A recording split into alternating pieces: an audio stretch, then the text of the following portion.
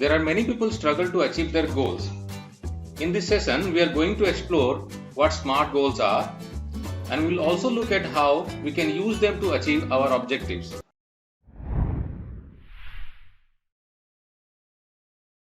SMART is an acronym that we can use to guide our goal setting. Its criteria are commonly attributed to Peter Drucker's management by objectives.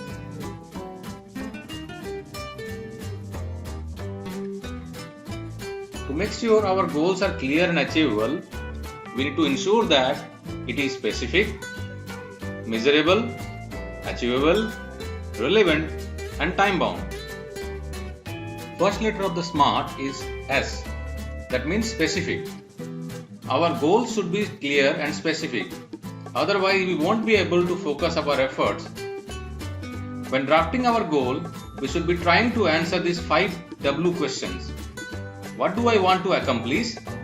Why is this goal important? Who is involved? Where is it located? And which resources or limits are involved? Second letter is M. M means measurable. It's important for us to have measurable goals so that we can track our progress and stay motivated. A measurable goal should address following questions: how much and how many. Third letter is A, which means achievable.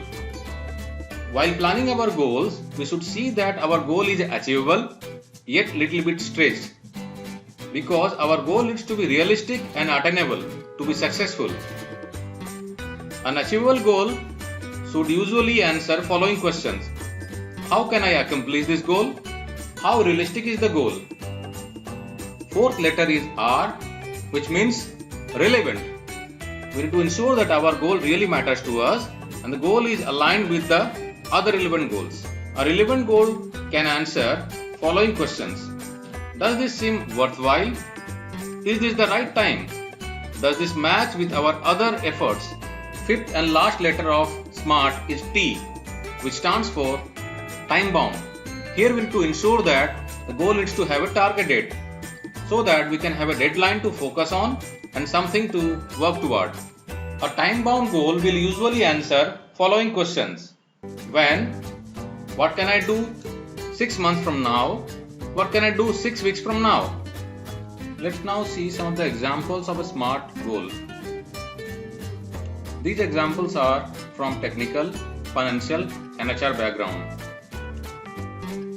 Now in this first example, we can see that the goal is reduction in rejection in line number 2 of forging line, which is a very specific in nature because it specifically says that the rejection needs to be reduced in line number 2 of forging line.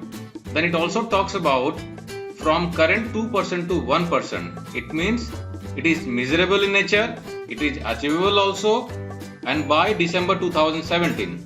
It has a time bound and it is also relevant in nature to the business. So it is a SMART goal.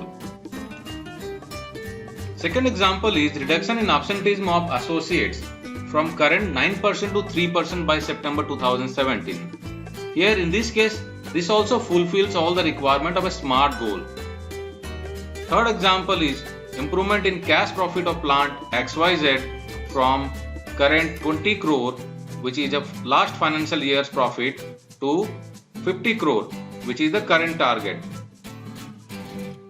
So this also fulfills all the requirement of a SMART goal. Fourth example is improvement in overall equipment effectiveness, which is a technical measure of performance of an equipment in VMC number 2 from existing 65% to 75%. Here in this case, this is also specific in nature because specifically it talks about improvement in OE in particular line. Current level is also given, which is measurable, it is very achievable, and it is also relevant to the business, and target is also there. That means the project needs to be completed by October 2017. So this also fulfills all the criteria of a SMART goal. Let's now understand some of the benefits of having a SMART goal. It brings clarity on what and when to be done.